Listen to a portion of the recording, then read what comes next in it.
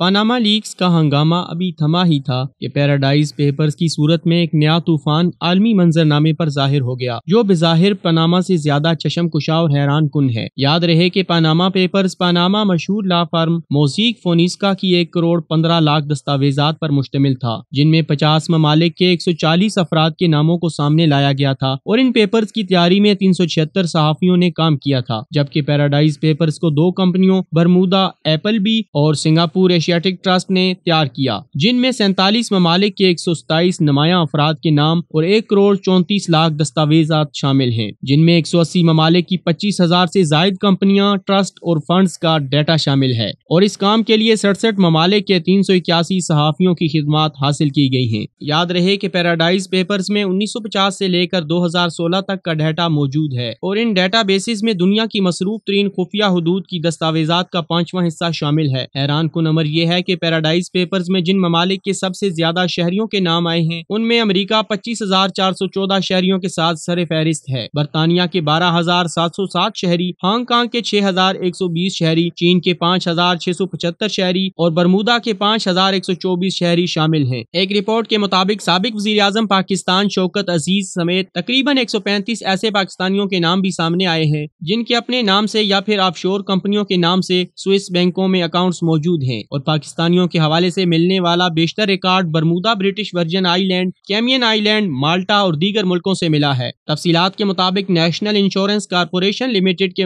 سابق چیئرمین ایاز خان نیازی، صدر الدین ہاشمانی، میاں منشا، ڈائریکٹ ٹو ہوم لائسنس کی کامیاب بولی دینے والے ظہیر الدین، سنیری بینک کے مالک نور الدین فراستہ، چیئرمین داؤد ہرکولیس کارپوریشن حسین داؤد اور دیگر نامور پاکستانیوں کی شناخت سامنے آئی ہے جنہوں نے آف شور سرمایہ کاری کر رکھی ہے، جبکہ پیراڈائز پیپرز میں شامل نمایاں ناموں میں ملکہ برطانیہ ایلزابتھ دوم، ایران کے ارکان پارلیمنٹ، سابق قطری امیر حماد بن خلیفہ ثانی، امریکی وزیر خارجہ ریکس ٹیلرسن، امریکی ڈیموکریٹک پارٹی کے نامزد صدارتی امیدوار ویزلی کلارک، کینیڈا کے سابق وزیر اعظم جان شیرٹین اور آسٹریلوی وزیر اعظم سمیت دنیا بھر کے 120 سے زائد سیاستدان شامل ہیں۔ بلا شبہ دستاویزات کے اس دوسرے بڑے مجموعے نے دنیا بھر میں پھیلے ٹیکس بچانے کے محفوظ مقامات کا انکشاف کرتے ہوئے اس معاملے کو مزید وسعت دی ہے۔ معاملہ آف شور کمپنیوں کا ہو یا ٹرسٹ بنا کر اپنی سیاہ و سفید دولت کے لیے پناہ گاہ بنانا، تاجروں اور سیاستدانوں کا ٹیکس سے بچنے کے لیے غیر قانونی حربے استعمال کرنا ہو یا سرمایہ کی خفیہ طریقے سے منتقلی کرنا، اس تمام قابل گرفت امور کو تشت اسبام کرنے میں پہلے پاناما لیکس نے فیصلہ کن کردار ادا کیا، اور اب پیراڈائز پیپرز یقیناً کاری ضرب ثابت ہوں گے۔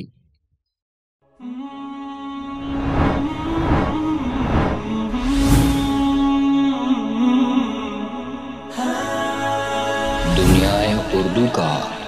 درخشاں ستارہ، وصال اردو۔